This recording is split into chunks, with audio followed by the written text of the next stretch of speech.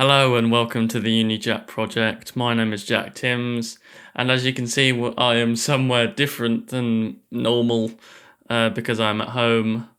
I am also joined by Oskar Brennan. Hello, everybody. I'm not too sure if you're aware, but me and Oskar couldn't be more far apart in terms of what we're doing for university. So I'm doing a media production degree, and Oskar is doing I'm doing physical geography. However, you wouldn't believe how both of these degrees can be affected in the same way. So let's talk about that. I sound completely off, but the reason is because I have done half this episode already, and it failed to record. But anyway, moving forward, in today's episode, we are going to be discussing how we have adapted to level 4 lockdown restrictions and how it has impacted our work. So, Oskar, do you want to kick us off by saying what you have been doing? Yeah, so in my lockdown, I've got we're all in lockdown. I've got this daily sort of schedule thing. So I get up around 8, and then ready for lectures at 9 when they're normally released. And then I do work till about lunchtime, and then go for a walk in the afternoon, and then in the evening I sort of got a bit more free time. So I've got this very sort of structured day, and I think that really helps to sort of, to help me keep on top of the workload by designating that whole morning period to that helps me get to keep on top of everything. What about yourself? Have you got a routine or? Yeah, I'd say unfortunately I have been kind of struggling with routine planning because of the fact of me being at home has kind of made it hard for me to get up in time. I mean, the space is different. The distance is much further from my bedroom to the office. So when I was at university, it was more of a case of, right, I can just get out of bed, hop in the shower that's 2 steps away from me, and then I'd be 2 steps back to do the lecture, so I could get up at 9 and have enough time to have breakfast and stuff. But now it's a case of, right, I'm in bed, have to get up, have a shower, get changed, walk downstairs, make breakfast, then walk into the study and make sure everything is working before go on the lecture. So yeah, it's definitely different. Right. So how would you say lockdown has impacted the way in which you do your university work? Yeah, well, the biggest impact has got to be on the sort of the lab sessions and the stuff that was in person, because we sort of had a sort of semi kind of restricted thing going on anyway. So we had all of our actual lectures were videos, but we had we had 2 in-person lab sessions a week, each one about 2 or 3 hours long. And then we'd have sort of other seminars and stuff, small group things which were in person. But obviously, even then, we were all wearing masks. We're all very far apart from each other. I still, to this day, don't really know anyone else in my course. Never really spoken to them. We'd sort of, we go in, we sit for 3 hours and look at a rock, and then we go out again. But the main difference has got to be the lab sessions now with this second or third or whatever lockdown it is now. I've lost track. My second, at least, because I was in Wales. The main thing has got to be these lab sessions, because you're not getting that same hands-on sort of experience. We've got to look at specific rocks. In the lab, we'd be given that rock and we'd look at it, properly study it. But we can't do that now. I've got pictures, but it's not really the same. It makes it really quite difficult, I suppose, to get the same sort of experience in a way.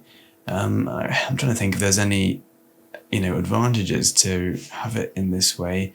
The only thing I can think is that everyone's specimen is the same if it's on video, because we send a picture of the specimen, so everyone's specimen is the same picture. It's exactly the same. Whereas if you're looking at an actual rock, no two rocks are actually identical. They might be the same type of rock with the same minerals and the same this and that, but in reality, they're not exactly the same. So if the lecturer points at a little bit there and says, oh, this is this mineral, you might not have that on your specimen, and that makes it really challenging when we're in person. So that's probably the only advantage I can think of to this online lab learning, at least. And yeah, it's not ideal, at least. How's it going with you? Because obviously you've got quite practical stuff in your... Right, so yeah, as I'm quite a practical person, a lot of the lessons are online, virtually done, and they are not, unfortunately, in person. So like when we would have practical sessions, which technically never had, because like from the get-go it's been blended learning at university, so I've not had that proper like face-to-face contact, in-person contact with the lecturers, apart from the first like few months, because like it was a case, oh right, we can go in to university for 1 day a week, but now it's not at all. So yeah, practically it's different. Everything's online. Everything has changed, to be honest. And I can't believe it. No. Like, so for instance, like I can see behind you there, like you have a photocopier / printer. Like I don't have the luxury of that, unfortunately. And it means that I can't like print scripts off that have been written, and I can't make my notations and do like proper breakdowns of these scripts, so that I can like properly do my role to the project. However, the benefit of like everything's online, it means, okay, well, at least in this case, I can make a virtual shared folder that everyone can access within the group. So that means everyone's got a copy of material that they would need on a day-to-day basis. I would say that another thing is that it shouldn't stop anyone like being like not being creative. It shouldn't stop anyone being creative, because no matter where you are, ideas will pop into your head from random moments. Like you wouldn't believe the amount of times where I've been like, oh, that sounds like it could make a really good film. Like it's just interesting. Like basically having a different perspective on life kind of change the way you think about the world, and change the possibilities of stories that could like implement like situations where people have like Zoom calls or Skype calls. Like it can make the film a bit more real and make it more relatable, if anything. And also there was a case that at the beginning of before I came here, and I've been here since Christmas, I broke my camera, so it means like practically I wasn't able to do a lot of filming. However, because I got one of these, when I say these, I mean the Zoom H6, I have been able to do more sound related work, so I can record sounds and do a bit of Foley, which allows me to brush up on other skills that I've had to learn for my university degree. So other than that, the work type of thing, how would you say it has impacted you mentally? How has it impacted you, like positively or negatively, this lockdown? Well, it certainly hasn't impacted me very positively, nor anyone else, I should imagine.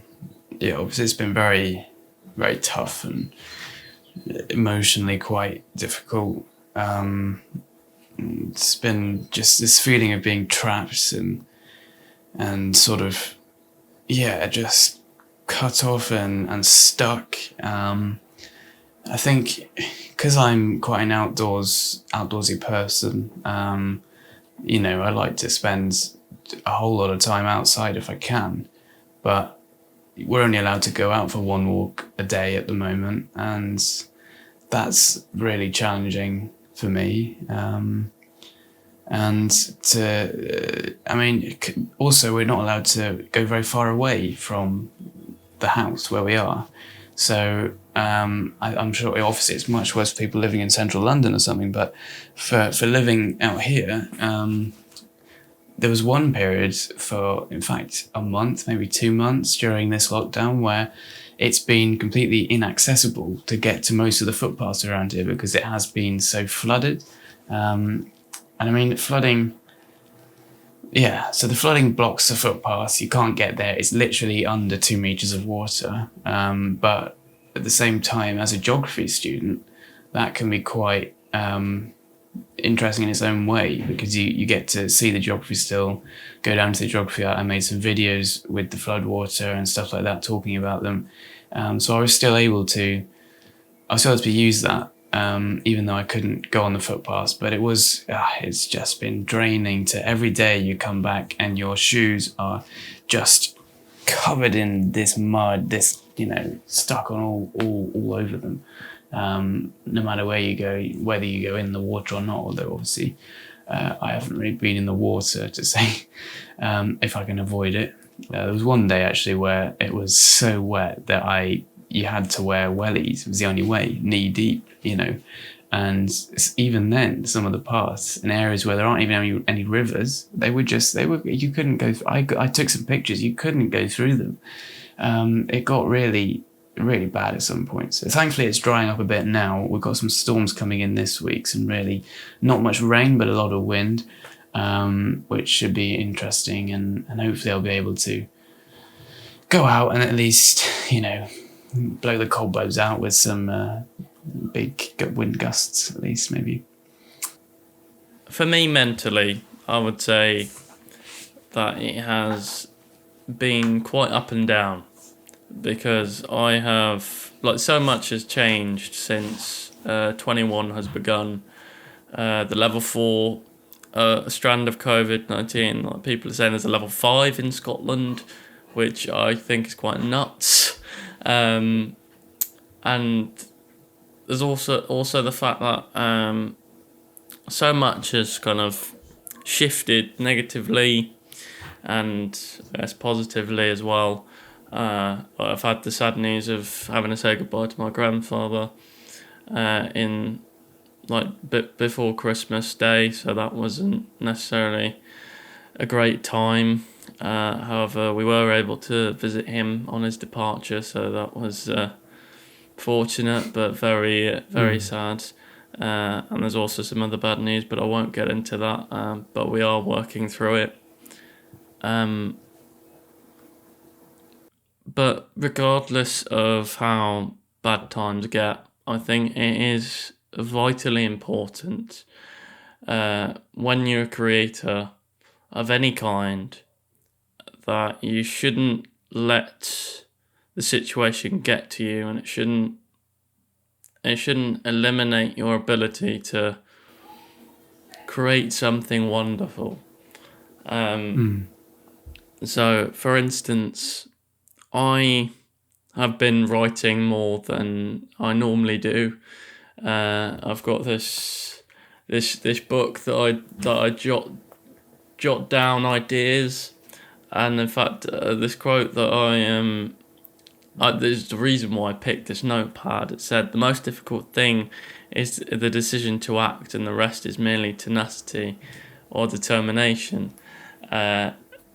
And that was the reason why I picked this book. And in here are basically beliefs, opinions, and ideas about getting through this new world that we have stumbled in.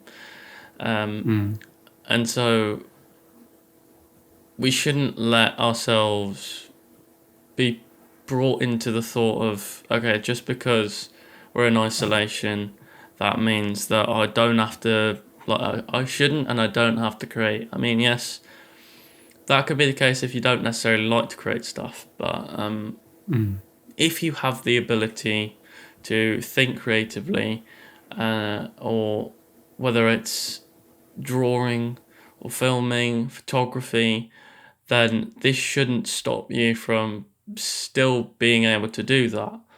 And if we let ourselves like get to that point of not thinking or not being able to do these activities that we are so passionate about, then it basically makes us think, what is our purpose?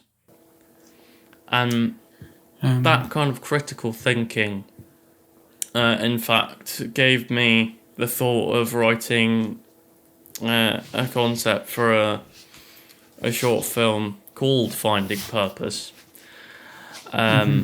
which is like an autobiography of how I found my passion and my purpose and my spark in life.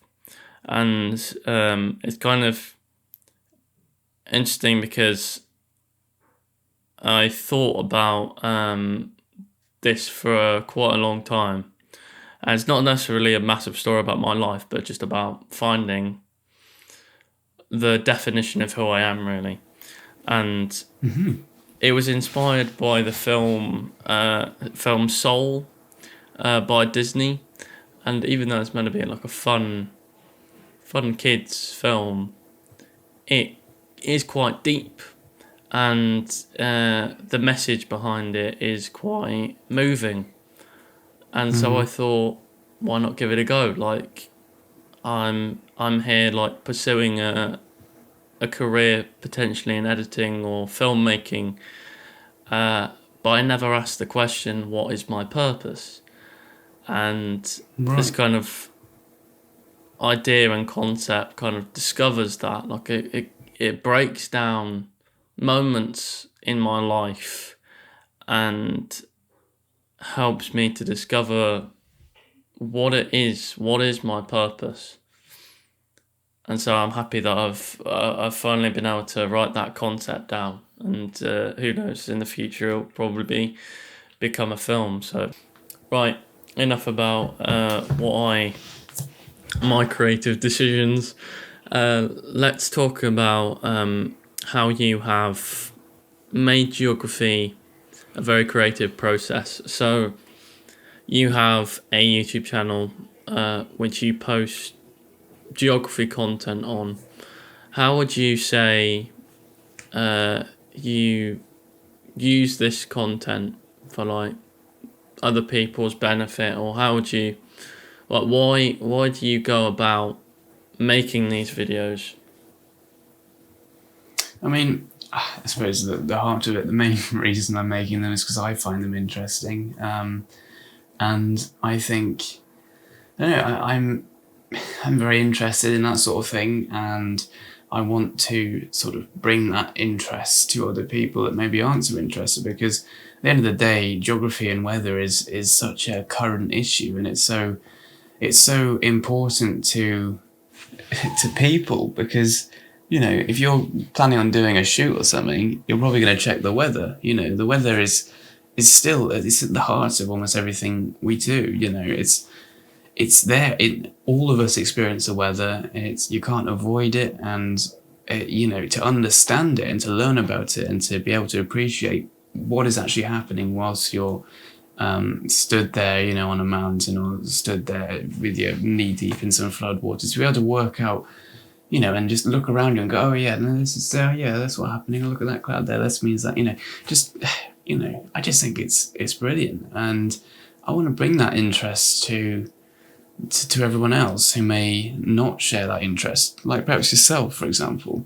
These videos they're not like designed for meteorologists to watch. They're designed for the average people. They're just videos that try and explain perhaps complex meteorological processes in a more simple manner, I suppose. And I use sort of animations and stuff just to try and sort of bring that home to people, and and just make sense of everything, because it is complex out there. It's turbulent. It's there's so much going on, so much changing, seasons, years, days, air pressures and temperatures. There's so much to take into account, and they're just videos that sort of make sense of all that, and maybe point things out that you might spot when you're out on a walk or something. You go, oh, hang on, that's that thing that he mentioned in his video, that sort of thing.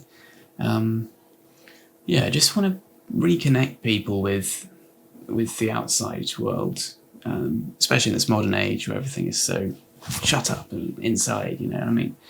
Yeah. Nice. And it's not just necessarily about the geographical content. You do some quite creative stuff as well. Like, well, thank you very much.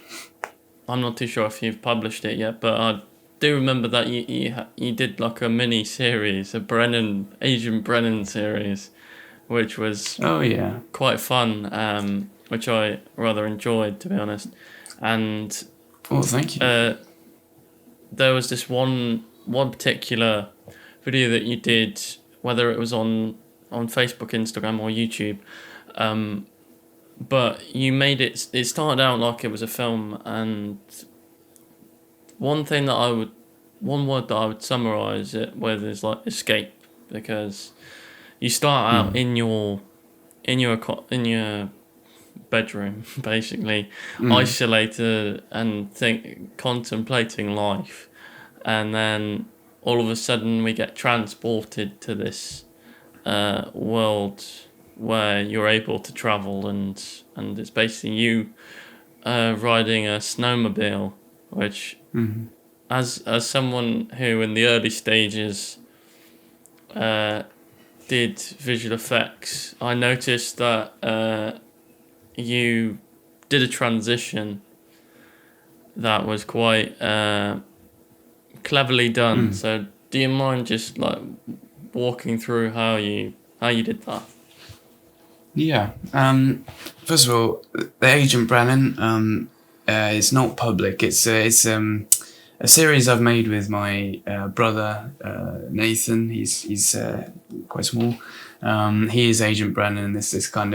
He's this fictional spy, essentially. But we haven't published it. I probably won't publish them. But it's just been a sort of creative thing I've been doing. This other video you mentioned, I've published it on Instagram. Basically I was stuck here in my room here, in this little cage I'm in here, and I just craving being able to go out and to just escape, go somewhere else, go up in the mountains and drive a snowmobile, and the weather was dreadful on that day. It was warm and wet and rainy and grim, and I was stuck here anyway in lockdown. And I thought, if only there was some way to use, camera trickery to create some kind of a portal or something to this lovely world where I want to be, where I should be. And then I was gonna see if I could turn a picture frame into a portal or something. And then I decided, actually, why don't I do the phone? And so I planned that scene where I disappear into the phone, and to make that, it took absolutely ages. I had to go through every single frame. There's probably easy ways of doing this, but I went through every single frame and masked out the screen of the phone on After Effects. It took about 3 hours, I'd say, just for that one little movement into the phone.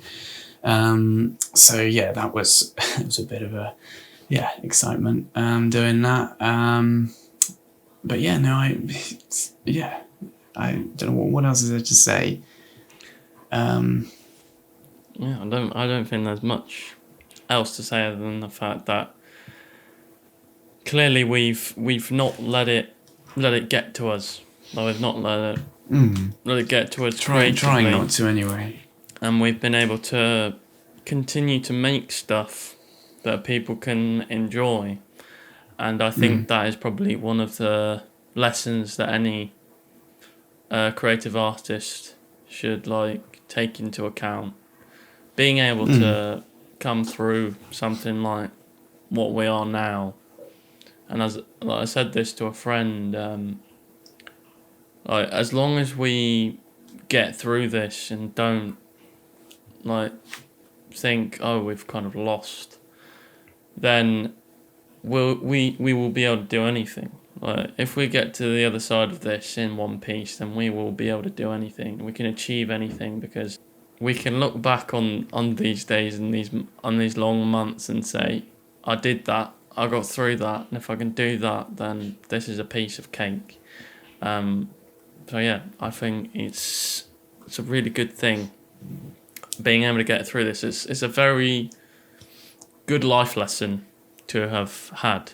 As bad as it started out, it has made us who we are. As bad as it continues to be in Yeah. my eyes. Exactly. Still looking for a proper way out, you know. It hasn't been properly... They've sort of outlined this structure now, haven't they? But they haven't given any indication on when we can go abroad again, and that's the main thing I think I really want to do, is just get over there and just get as far away from here as possible. Yeah. You know what I My mean? mum's still adamant that she wants to go on a cruise ship holiday next year, so Really. I'm rooting for that to happen, but who knows? Just got to hope for the best. That'd be nice. Well, I guess that kind of cleanly brings us to the end of this lovely conversation. So, yeah, I hope you guys have enjoyed listening to this daft podcast episode. But thanks for joining us, Oskar. It has been very appreciated for you to do this one more time. No problem. It's been nice to be here. Yeah, and if you want to hear any more of Oskar, then you can head over to the Real Deal podcast. However, it has ended, but there are some very good old times that we have had talking about media-related stuff, college-related stuff. And the first lockdown, So, in fact. yeah. It should be fun, so go ahead and listen to that, and then obviously I will leave a link to Oskar's channel where you can look at his geography work and you can support him.